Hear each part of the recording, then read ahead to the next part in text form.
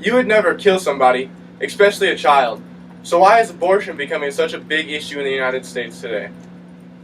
Well, abortion is becoming a big issue, and it not only affects you and the people around you, but what you think about it will affect people that you know, your family, and the ones you love. I know a lot of people that have had abortions or consider them, so I've done plenty of research to see what abortion is and what is considered abortion and what is not. See, Christians have to choose a side of abortion. Even though the world is starting to say that abortion is right, Christians have to stay to their ground, stay to what's true and what the Bible says about abortion. In the next couple of minutes, I'll be talking about what abortion is and a solution as to what Christians should think about it. First, I'll be talking about what exactly abortion is. Second, I'll be talking about why abortion is increasing. And third, I'll be talking about the biblical view of abortion. This brings me to my first point. What abortion is. Abortion is killing any sort of fetus anytime after conception. There are many different controversies over when abortion happens, but an article called Christian Life Resources speaks about two different types of controversial abortion methods. The Plan B pill versus the abortion pill. The Plan B pill is taken right after unprotected sex and will protect the fertilized egg from implanting in the womb, versus the Mifeprex, the abortion pill, will be taken within 7 months of a pregnancy in order to terminate a child's life. Either one of these are considered abortion, and these are both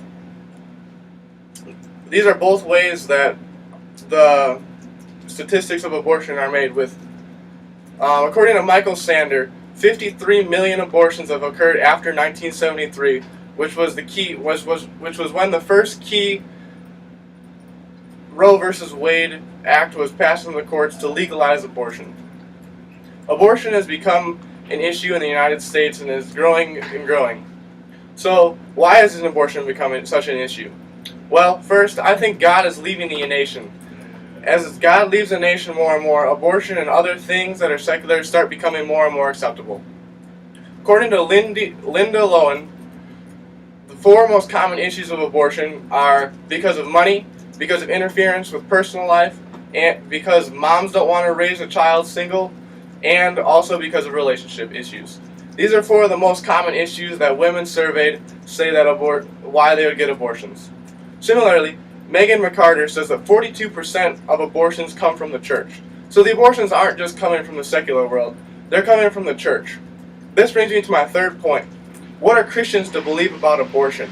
If so many Christians are having abortions, almost half, that means we need to stand firm on something. So, since abortion has become such a big issue, we need to look at the biblical view of it. According to Jeremiah 1:15, in the book it says, "Before I formed you in the womb, I knew you, and before you came forth out of the womb, I sanctified you, and I ordained you a prophet of the nations." This verse is talking about how God, even before that we were born, knew us and set us apart. This means abortion is killing any fertilized egg, because God knew us when we were in the womb, and fertilized eggs are what go in the womb. So, killing any abortion is against the Bible. Christians need to stand firm to this belief. Even though it's not what the world says, Christians need to start thinking about what the Bible says and not just following the world. So, in conclusion,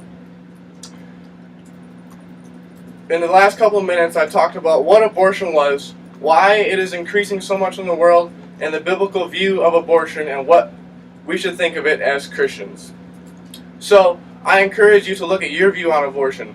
What do you think about abortion, and what do you think you might be able to change about it to better influence the biblical view that we need to hold as Christians?